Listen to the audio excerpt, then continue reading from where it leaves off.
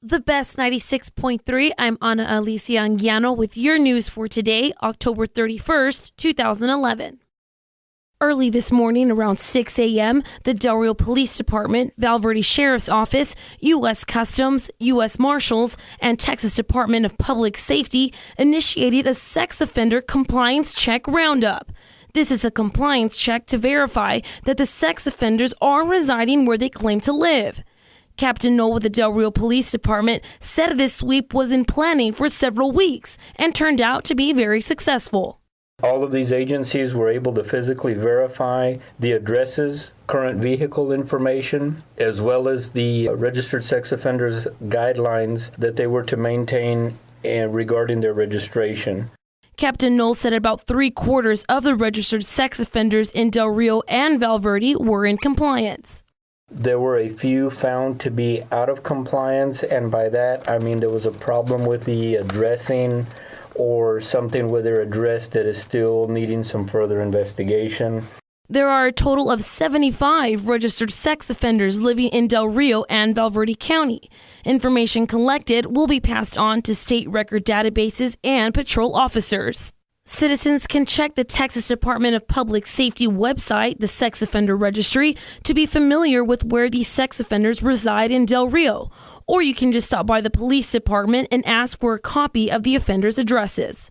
Overall, this was a good operation, very successful, and we just want to ensure the safety of our community and the children.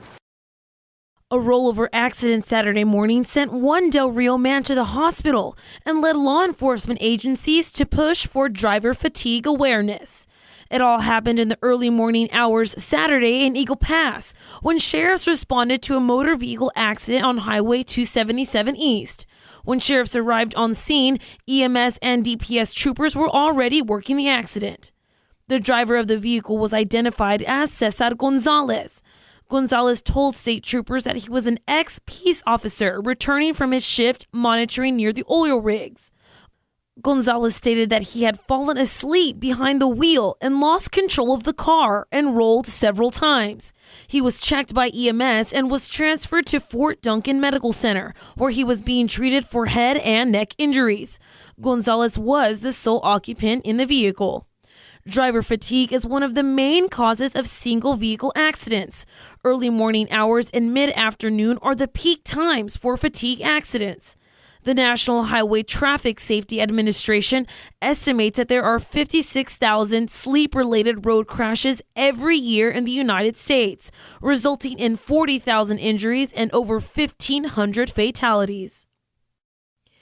In 5 days, world population is projected to reach 7 billion. How we respond now will determine whether we have a healthy, sustainable, and prosperous future, or one that is marked by inequalities, environmental decline, and economic setbacks. This all according to the State of World Population 2011 report, published today by the United Nations Population Fund. A record population size can be viewed in many ways as a success for humanity because it means that people are living longer and more of our children are surviving worldwide, the report shows.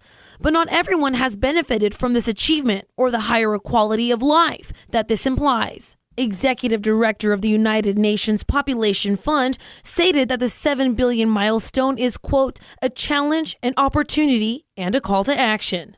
Of the world's 7 billion, 1.8 billion are between the ages of 10 and 24. You can catch us every weekday with your up-to-date, up-to-the-minute news. Follow us on Twitter, KTDR-FM, or on our webpage, thebestktdr.com.